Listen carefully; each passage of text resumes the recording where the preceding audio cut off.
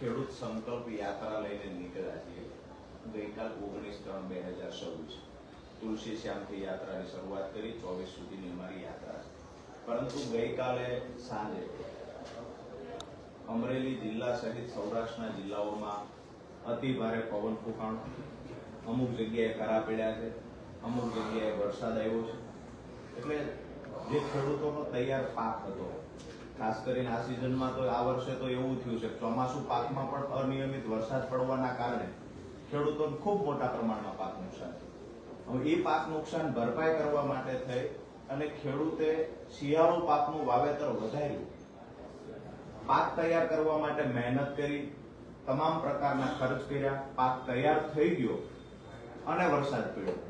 એટલે કોઈનો ખેતરમાં પાક પલળી ગયો, કોઈનો ખળામાં પાક પલળી ગયો અને ખેડૂતોને મોટા પ્રમાણમાં શિયાળુ પાકમાં નુકસાન થયું. એવી જ રીતે સુરેન્દ્રનગર જિલ્લો હોય, અમરેલી જિલ્લો, ગીર સોમનાથ, રાજકોટ, જામનગર સહિતના જિલ્લાઓમાં જે દિવસે દિવસે હવે બાગાયતનું વાવેતર વધતું જાય છે. તો બાગાયત પાકમાં પણ જ્યારે વાવાઝોડા જેવો માહોલ હતો, અતિ ભારે પવનના કારણે ઝાડ પડી ગયા છે, ખૂબ મોટા પ્રમાણમાં આવેલા ફળો પણ પડી ગયા, કેરીના પાકમાં પણ ખૂબ મોટું નુકસાન છે.